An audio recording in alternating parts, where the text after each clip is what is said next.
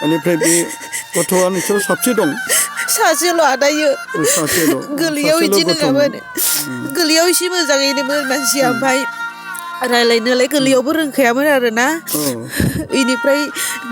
गोरलैनियाथ' गोरलैयाव गोलैयामोन बोसोरबा जानानै गोलैयो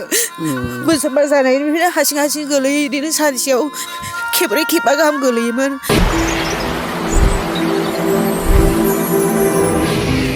अनजाग्रा गासै ज्योति प्रेमिखौ नायग्रा अनसायग्रा गासै दुलाराय बुहुमनि आरो जायफ्रा बेखौ सापर्ट खालामग्रा गासैनिसिम दिनै बे 2025 मायथाइनि गेजेरजों नैबे फुंबिलि मुगायाव आं नोंथांमोननिसिम आंनि गोरबोनि अननाय सिबिनायखौ बावहरनाय थाबाय बेजों लोगोसे आरोबाव दिनै आंनि खाथियाव गोबां दुखुथिया गोजान जायगानिफ्राय दिनै जों बे उदालगुरि टाउन खाथलि मन्दिरनि मोनसे मांखरसालियाव जाय गोबां बिदा फंबायफोरनि खाथियाव बिथांमोना बिसना फैदों लोगोसे आरोबाव आंनिनो फिसाजो रुंसारि जानाय आलफनस बर' नार्जारिनियाव बिनि खाथियाव बिसोरो बिनि जिउमानि थाखायबो बिनो फैदों आरो लोगोसे आरो बेखौबो मिजिंथिना फैदों जाय आलफनस बर' नार्जारिया जाहाथे इसोरनि खाथियाव थानानै गेदेर थांखिफोरखौ लानाय बिनियाव बेबो बिसोनो हागोन बे मिजिंखौ लाना फैदों बेनिखायनो गिबियाव आङो जाय अनजाग्रा गोजान जायगानिफ्राय फैनाय आलासिफोर बिथांमोननिसिम आं नोंथांमोननि सिगाङावनो बिथांमोनखौ आङो गोजोननायखौ लाग्रोबाय दे हामबायसै गोजोन्थों गोजोन्थों अब्ला माखासे आरो आलासिफोर दंबायो बिथांमोना दिनै जानुवारिनि 13 थारिखआव बिथांमोना दिनै फैनायजों लोगोसे आरोबाव गिबि बिथांमोना नैबे जोंनि अनजाग्रा गासै आइ आफा बिदा फंबाय रुंसारि जानाय बे मांखरसालियाव बिसोरनो गाबसानायजों लोगोसे आरोबाव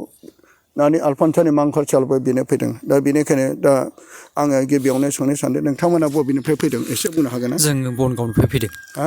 बनगावनिफ्राय बाक्सा बनगाव ओमफ्राय मा नाम एसे जोंना आंनि नामा अनिल नार्जारि बेनिफ्राय मा थांखिखौ लाना फैदोंमोन एसे दा जोङो फिसानि थाखाय थांखि लाना फैदों दा आंनि फिसाया बिदिनो बेमाराव गोलैसोनानै दं बिदिनो हारसिं गोलैयो रायज्लायनो रोङा बेनि थाखाय जों फैदों आरो बेयाव आदसा बे गथ'आ बे नोंनि फिसा मा नाम ब्रिलियन नार्जारि आरो बेसे गोबाव जाखो बेबायदि बेयो जानाया बोसोरबानिफ्राय सुरु जाजेनदों दायो 10 बोसोर जाबाय दायो 10 बोसोरानि जागासिनो बे रायज्लायनो हायो ना हाया दासिम दा रायज्लायनो हाया बिदिनो बाबा मामा बिदिफोरखौ आइफोरखौ रोंगौ आरो ओमफ्राय बाद बाखि रोङा बुजिजोबो बुजिनायालाय उन्दैनिफ्राय बेबायदि जोनोमनिफ्रायनो ना जोनोमनिफ्राय जायाखै 5 बोसोरनिफ्राय जादों 5 बोसोरनि उनावहाय बेबायदि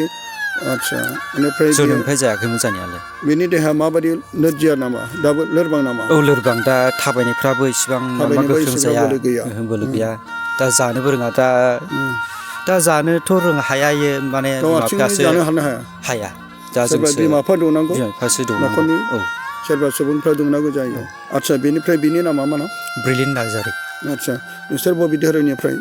जोङो काथलिक रमान काथलिक औ रमान काथलिक बेनिफ्राय आं नोंनो सोंनोसै बेनिफ्राय नोङो बे गथ'नि मा जायो आंनि गथ'नि बिमा जायो आदा बेनिफ्राय बेखौनो आगै आलफनसानियाव बिस'नो फैदों आगै आलफनसिया सोलापुरबो जिसु ख्रिस्ट'नाव बिस'नानै होयो आरो आंनि फिसाया सोखाजानायखौ मोननाय बायदि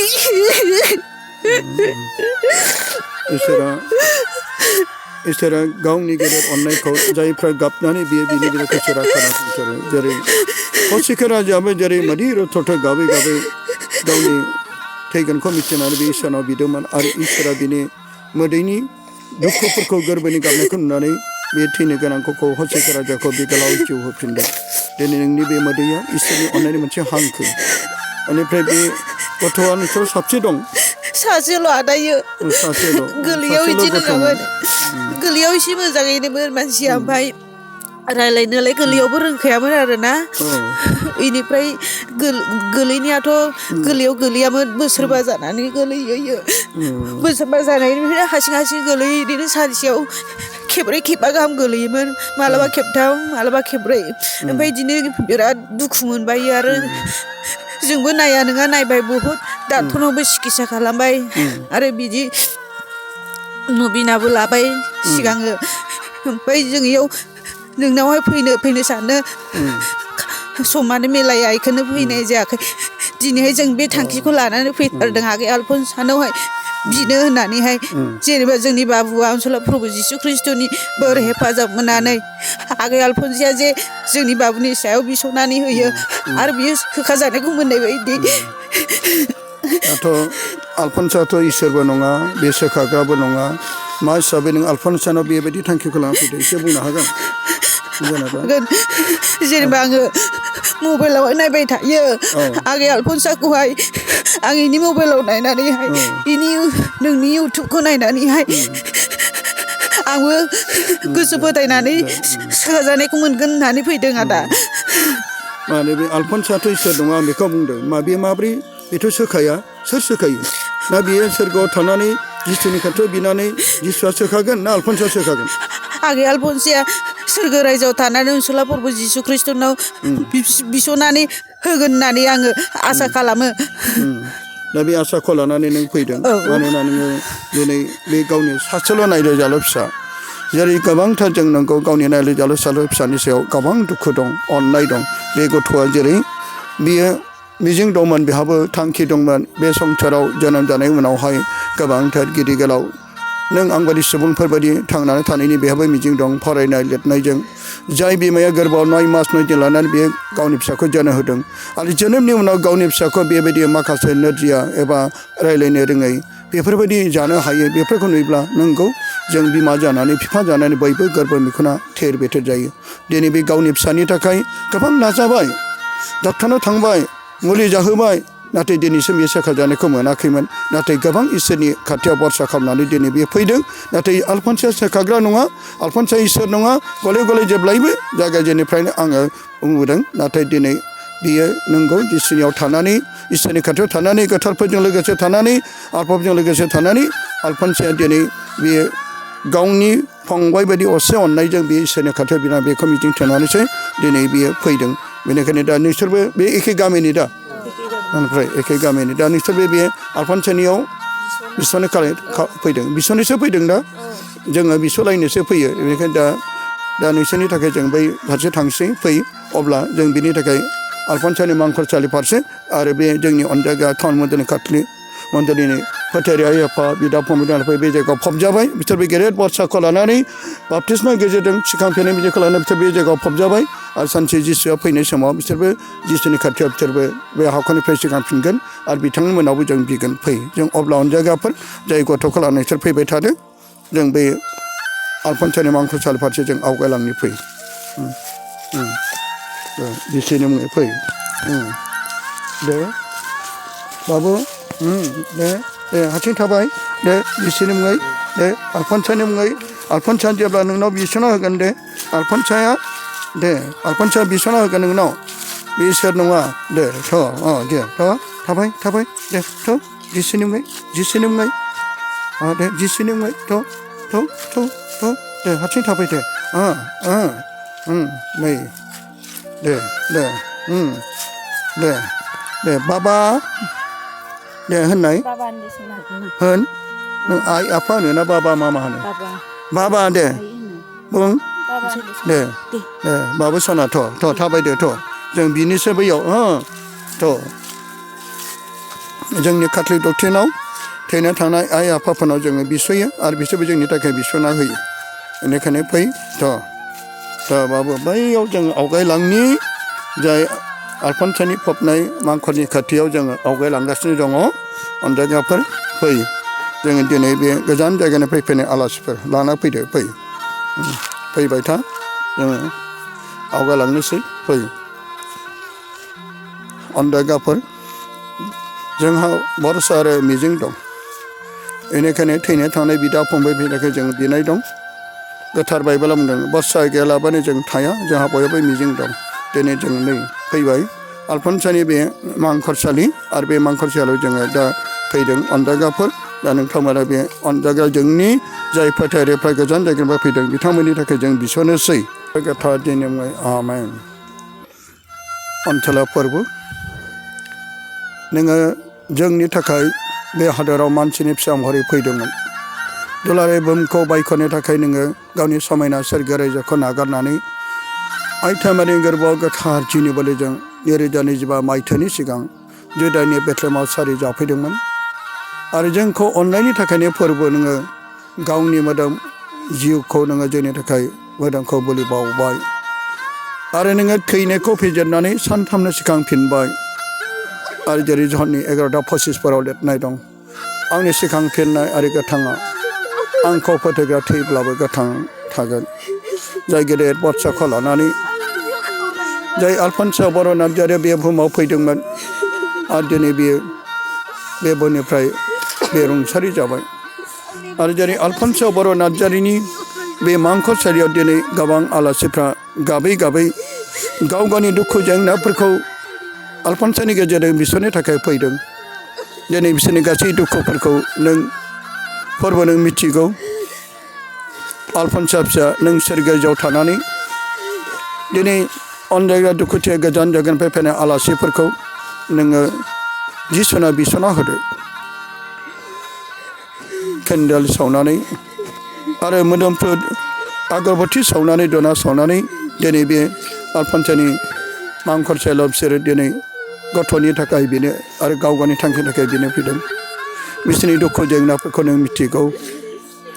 बिसोर गाव गावनि दुखुफ्राव गाव गावनि जेंनाफ्राव गाव गावनि आन्जार अलखदफ्राव फोरबोनि गेदेर अननायखौ मिजिंथिनानै बे थांखिखौ लानानै दिनै बे आलफनसानि थाखाय बिसोरनो गाबज्रिनाय फैदों फिसा आलफनसा जोंहा भरसा दं फोथायनाय दं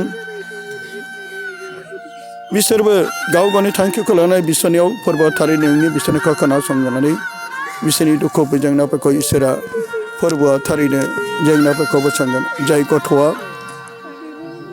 बे हादराव जोनोम जादोंमोन आरो बे बिमानि अननायजों नाथाय बे गथ'आ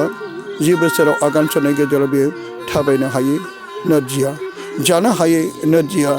रायनो रोङै बेबायदि गासैबो जेंनाफोरनि गेजेरजों बे होसिनजानानै दं बेनिखायनो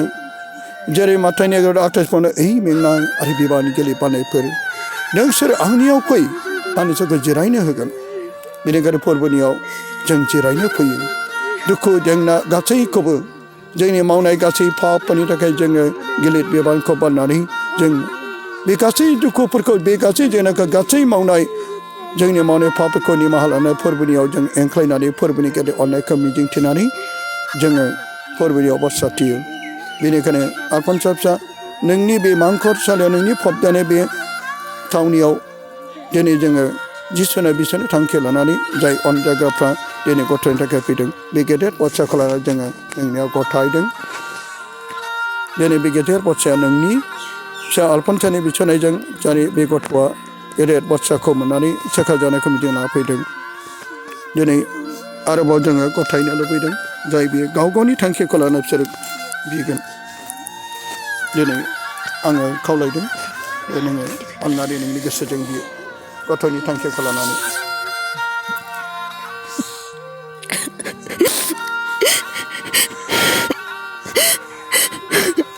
आं बेखौनो खावलायो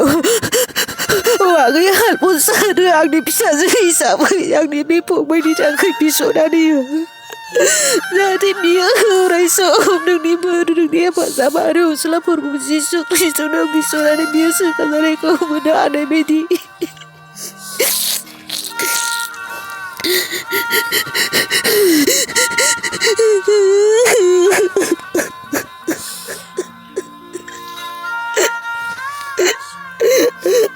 आं बेखौनो आसा भरसा लानानै फैदों आलफनसा जाहाथे बे आंनि फिसा सासे नोरजिया जानानै दङ बेमाराव गोग्लैसोनानै बियो रायज्लायनो रोङा एबा बियो आसि आथिं गोलैयो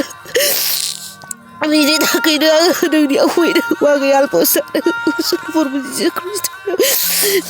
बिसनानै सोरगो रायजोआव थानानै आरो आंनि बे फिसानि बेमारा सोखाजानायखौ मोननो हानाय बिदि बेखौनो आजादि नोंनियाव खावलायो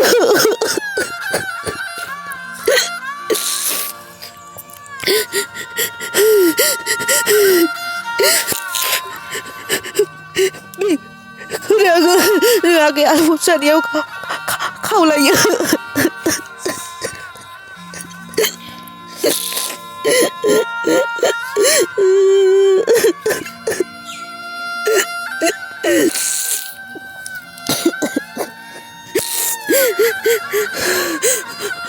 दिनै बे फुंबिलि मुगायाव 2025 मायथाइनि जानुवारिनि 13 खालाराव जोंनि अनजाग्रा जाय दुखुथिया आलासिफ्रा गावनि अन्थाव बाथाव सासेल' फिसानि थाखाय गेदेर बरसाजों आलफनसनि दुआरै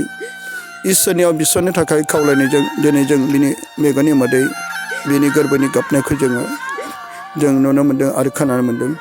बेनिखायनो अनजाग्रा दुलाराय बुहुमनि गासै नोंसोरबो गोबां दुखुआव गोलैनानै दं, आन्जाराव गोलैनानै दं। सोरबा दुखुआव गोलैनाय सुबुंफोरनि थाखाय जायफ्रा बिसना होगोन इसोरा बेखौ अनगोन। दिनै जोंनि अनजाग्रा जाय बे गथ'नि बिमाया गोबां मोदै रोथो रोथो गाबनानै गावनि फिसानि थाखाय अननायखौ फोरमायदों, दिनै मिजिंखौ फोरमायदों, भरसाखौ फोरमायदों। बेखायनो आलफनसा फिसा नोङो सोरगोआव थारैनो जोङो फोथायनो इसोरजों लोगोसे थानानै बिनानै होयोब्ला दिनै बे अनजाग्रा गथ'आबो सानसे गेदेर साखा जानायखौ मोनगोन। जिसुआ थारैनो बेखौ दांथारगोन। लोगोसे आरोबाव बे टाउन मन्दिरनि गासै फोथायारिफोर जायफ्रा बे बुहुमनिफ्राय रुंसारि जानाय फाब जाबाय, जाय रुंसारि जानाय गासै आइ आफा आरो बिदा फंबायफोर, नोंसोरबो इसोरनि रायजोआव थानानै बे अनजाग्रा गथ' आरो बे आलासिफोरनि थाखाय नोंसोर बिसना होदो। नोंसोर सोरगो रायजोआव आरफफोरजों गोथारफोरजों लोगोसे थानानै नोंसोरबो बिनानै होयोब्ला थारैनो बे गथ'नि गेदेर साखा जानायखौ जोङो मोननो हागोन आरो जोङो रंजागोन, इसोरखौ हामबायहोगोन। दिनै बे गेदेर बाथ्राखौ लानानै जोङो नैबे मांखरसालिनियाव थानाय गासै आइ आफा लोगोसे आलफनसानि आरो गासै बिदा फंबायनि खाथियाव जोंनि गेदेर बाथ्राखौ गथायबाय। जोंनि सोरगोआव थानाय आफा, नोंनि मुङा गोथार मोजाङै जाथों, नोंनि रायजोआ फैथों, नोंनि गोसोआ सोरगोआव जेरै जाबोदों हायावबो बेबादिनो जाथों। जोंनि जानो नांगौखौ दिनै जोंनो हो आरो जोंनियाव दाय खालामनायखौ जोंनो नागार, जेरै जोंबो जोंनियाव दाय खालामनायखौ जोंनो नागारो आरो जों खान्दायाव दालां बबेखानि हामिनिफ्राय जोंखौ बोखा। आमेन। खुलुमो मारिया, अननाय जम्मु फननाय फोरबोनि लोगोसे दं। हिन्जावफोरनि मादाव नोंनो बाख्नाय जाग्रा आरो बाख्नाय जाग्रा नोंनि गोरबोनिफ्राय जिसु गोथार मारिया इसोरनि बिमा, जों पापिफोरनि थाखाय बे दा दोनथ'नाय समाव आमेन। जोबनो गैयै जिरायनायखौ बिसोरनो हो अ फोरबो, नरकनि दरनिफ्राय गोजोननायाव थाथों। मारिया खृष्टानफोरनि हेफाजाब, क्रुसनि आंखो बिफोर फिसा गोथौ इसोर बाख्नाय जाथों।